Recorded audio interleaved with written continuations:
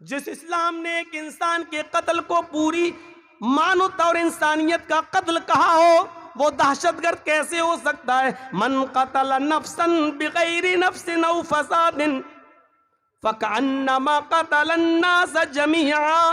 جس نے کسی ایک نفس کو، ایک انسان کو قتل کیا، ایک منشیہ کو اور ایک انسان کو، ہندو نہیں، مسلمان نہیں، سکھ نہیں، عیسائی نہیں، کسی کو بھی، ایک نفس کو، ایک منشیہ کو جس نے قتل کر دیا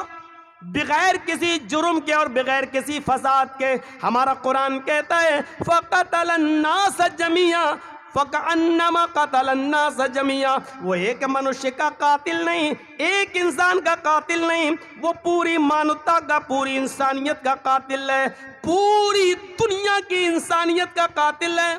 سنو آر ایس ایس والو، سنو بی جے پی کے گنڈوں، سنو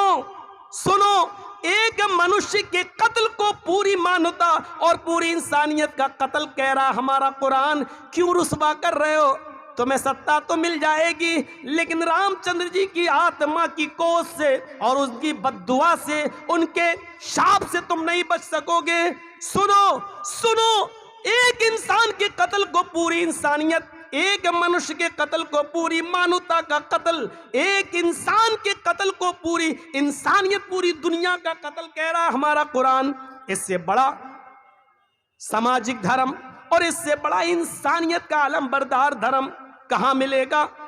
وہ مذہب جو یہ کہتا ہے کہ ایک عورت نے بلی کو باندھ دیا اور 3 دن تک بھوکا پیاسا رکھا اور اس کو نہ چھوڑا نہ کھانا ہی دیا اور وہ بھوکی پیاسی مر گئی، جس پر ہمارے نبی کا فرمان یہ ہے کہ ایک بلی کو بھوکا پیاسا باندھ کر مارنے والی عورت جب مرتی ہے تو اللہ تعالیٰ نے جنت کی خوشبو اس عورت پر حرام کر دی ہے اور وہ عورت جہنم کی مستحق بن جاتی ہے۔ ایک بلی پر ظلم کرنے والی کو ہمارا اسلام جہنم کا حقدار بنا رہا ہے، مستحق بنا رہا ہے، اس کے اوپر جنت کی خوشبو کو حرام کر رہا ہے۔ جو بلیوں کے ساتھ، کیڑے مکوڑوں کے ساتھ، جانوروں کے ساتھ یہ برتاؤ کر رہا ہو، جو مذہب، وہ دہشت گرد کیسے ہو سکتا ہے؟ وہ فسادی کیسے ہو سکتا ہے؟ وہ آتنکواد کی شکشا دینے والا کیسا ہو سکتا ہے؟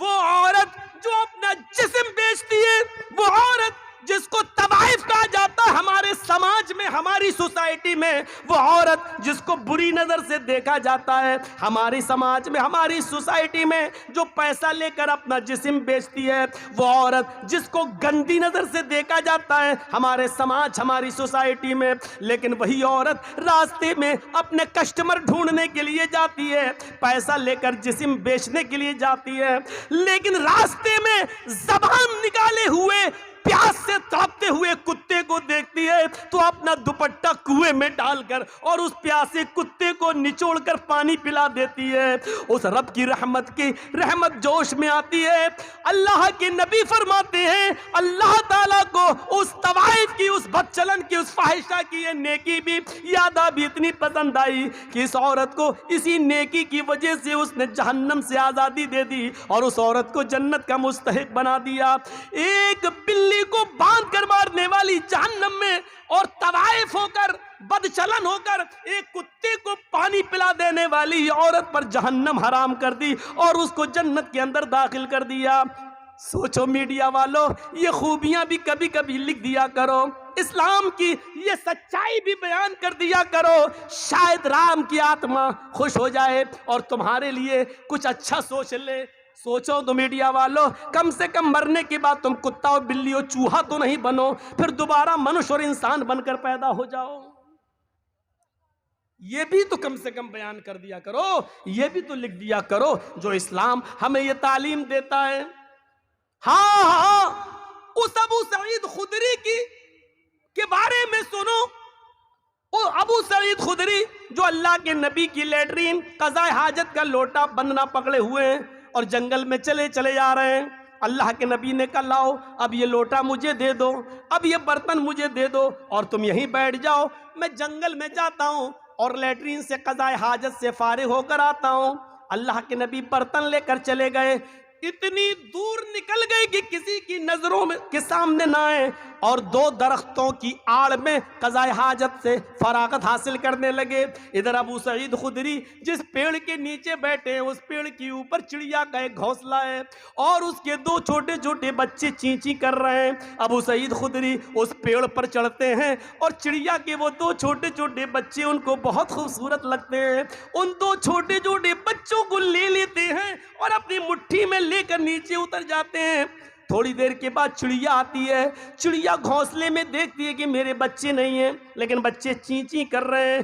چڑیا کے کانوں میں پیڑ کے نیچے بیٹھے ہوئے ابو سعید خدری کے ہاتھوں میں بچے نظر آ جاتے ہیں۔ چڑیا اپنے منہ کا دانا پھینکتی ہے اور چیں چیں کرتے ہوئے نیچے آتی ہے، اور وہ چڑیا ابو سعید خدری کے سر پہ اپنے پر مار رہی ہے، گویا کہ وہ اپنے بچوں کو لینا چاہتی ہے کہ اے ابو سعید میرے بچوں کو میرے حوالے کر دو،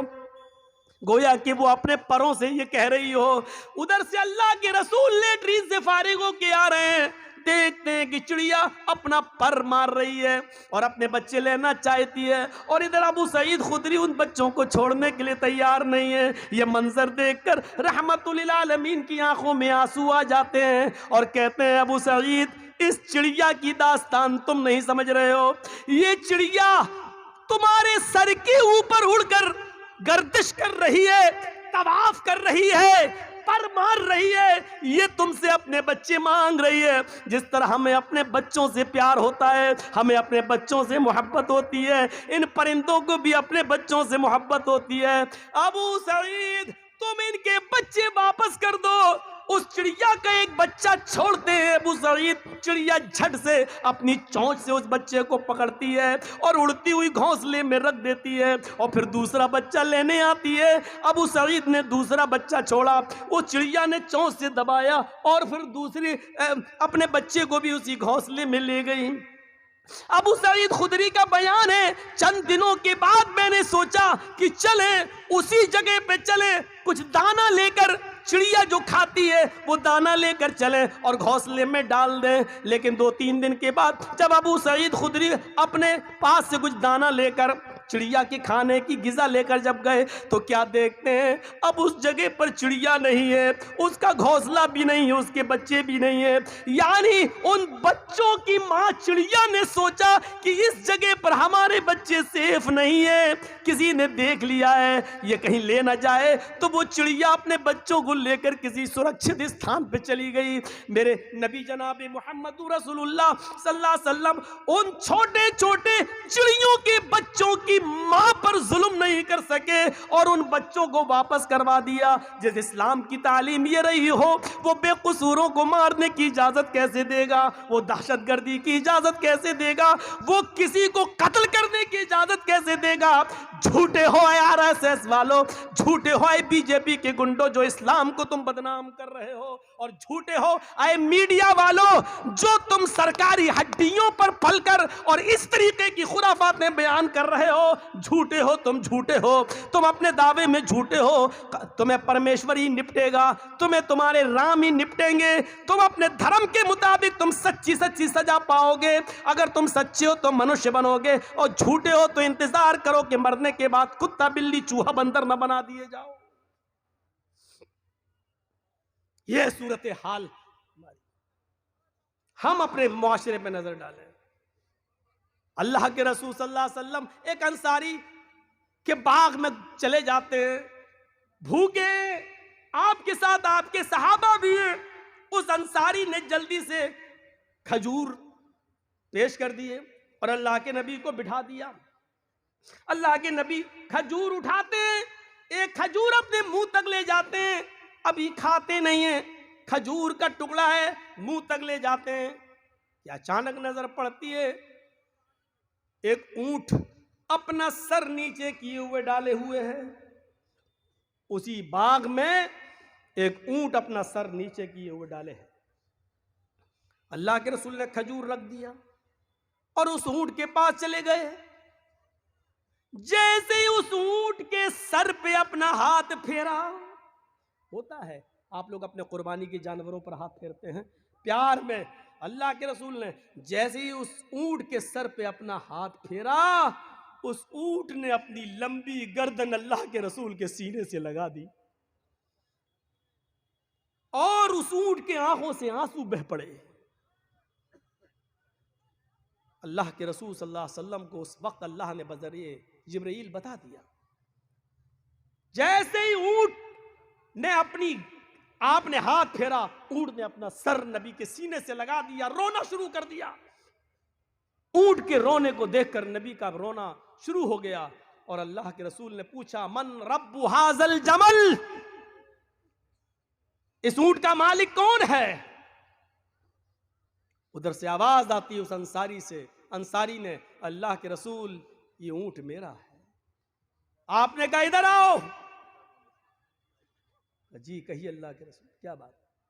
اس اونٹ نے ابھی مجھ سے یہ شکایت کی ہے